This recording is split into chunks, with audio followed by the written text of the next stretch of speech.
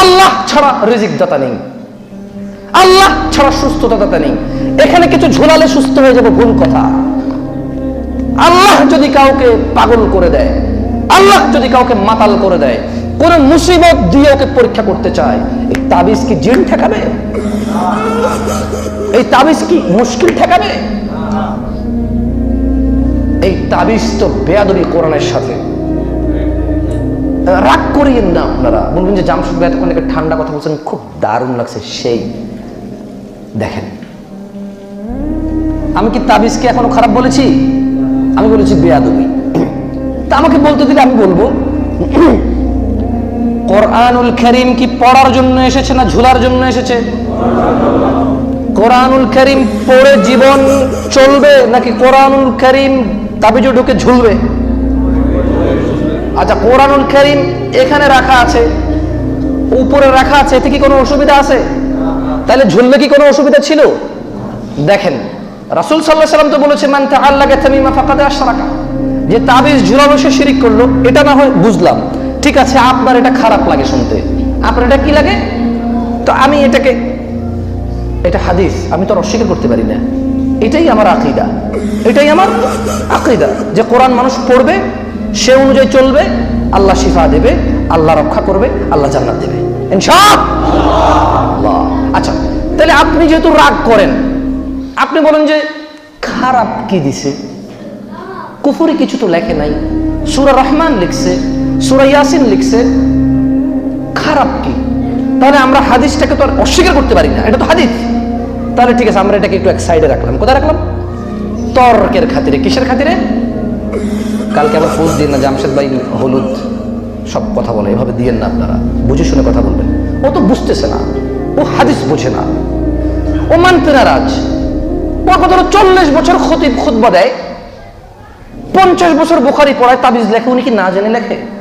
তো ওর তো একটা লজিক আছে, ওর তো একটা যুক্তি আছে। তো আমি বললাম ও তো হাদিস বোঝে না। তো ওকে একটু বলি, আচ্ছা শোনো, কোরআনুল কারীম কি ওযু ছাড়া ধরা যায়?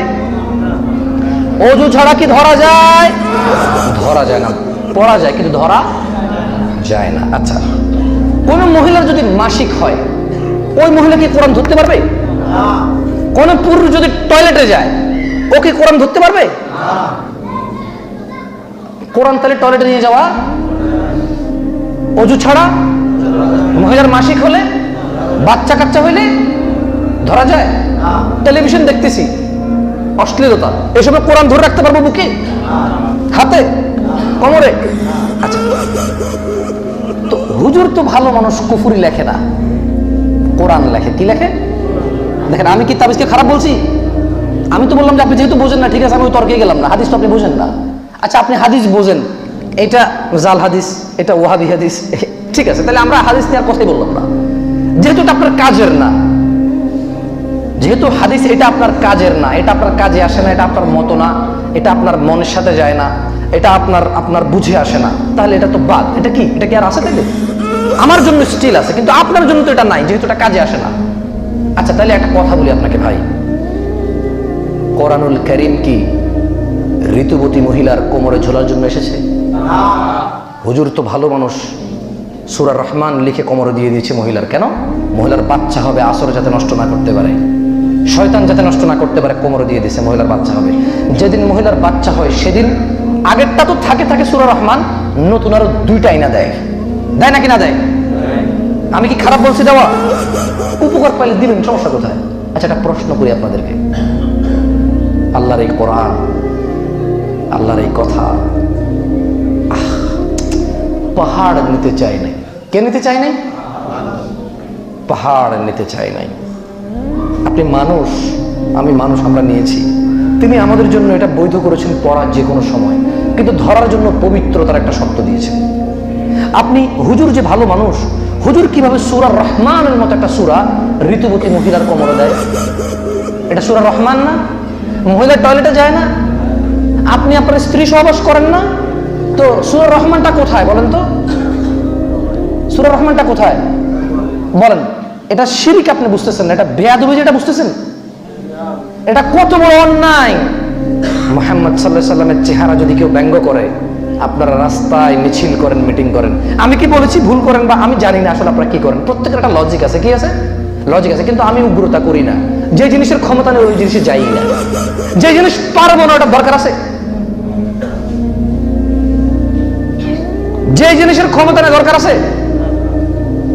দরকার নাই তো।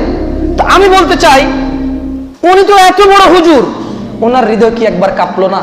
সূরা রহমান আর সূরা ইয়াসিন একটা মানুষের এখানে লাগাই দিল, সে এক ওয়াক্ত নামাজ পড়ে না, টয়লেটে যায়, স্ত্রীর সাথে ঘুমায়, হুজুর কি হৃদয়টা কাঁপলো না? হৃদয়টা কি কাঁপা উচিত ছিল না? কই হুজুর তো হৃদয় কাঁপলো না। যাই হোক, তারপরও দিলে আপনাদের ব্যাপার। ওই যে আগেই বলেছি, ওমা আলাইকা আল্লা ইয়াজ্জাক্কা, যদি কেউ নসিহত পাওয়ার পরে না মানে, নসিহত দাতার কোনো ক্ষতি নেই, নসিহত দাতার কোনো ক্ষতি নাই। আশা করি আপনারা বুঝতে পারবেন ব্যাপারটা। যাই হোক, আপনাদের এখানে খুতবা চলে কটা পর্যন্ত আমি জানি না কিছু।